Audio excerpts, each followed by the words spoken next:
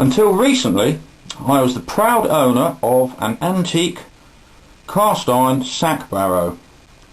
I was a popular figure around the local area. I would be seen, pushing around bricks and tins and pieces of luggage, and sometimes, dare I say it, even sacks.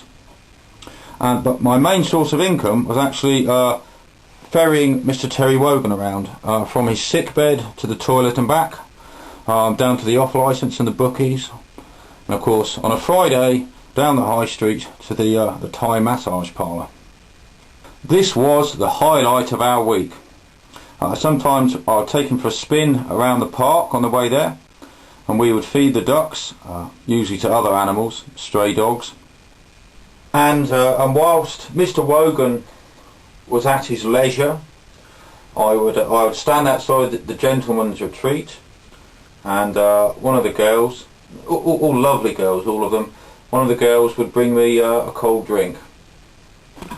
But my sack barrow has been stolen, and some older members of the community, geriatrics, have been very upset by this, and they now live in constant fear that their own sack barrows may be taken away from them. And not only that, my job with Mr. Wogan that I once enjoyed has become a living nightmare, because of course on a Friday, when I would usually wheel him back from the massage parlour, I now have to give him a fireman's lift, which is very heavy, and it has aggravated an old hernia of mine. That's come back to haunt me. And of course, whilst I'm carrying Mr. Wogan back from the massage parlour, he is often in a state of arousal still.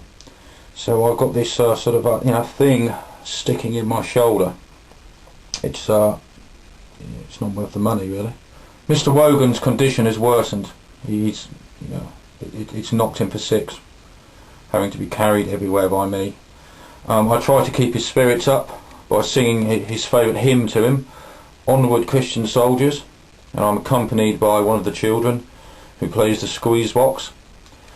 But to no avail. He just tosses the bedclothes around and then just sort of rolls over and looks out of the window forlornly towards the park. I try to cheer him up by taking him down to the park over my shoulder, and I sat him by the pond, but his poor weak fingers didn't even have the energy to strangle a duck, and I had to do it for him, and I put it into his mouth, and he tossed it half-heartedly towards a stray dog, and the dogs looked at him and gave him a dirty look and walked off.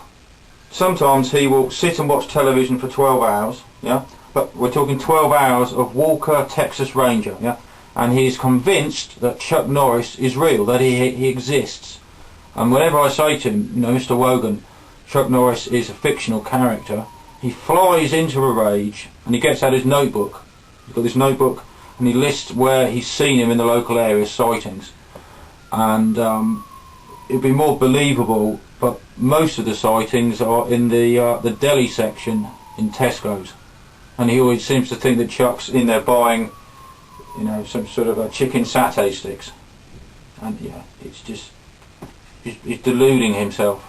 Because I am so desperate to get my sack barrow and my life back, I'm offering a reward, and it is an original copy of the Bible, signed by John the Baptist.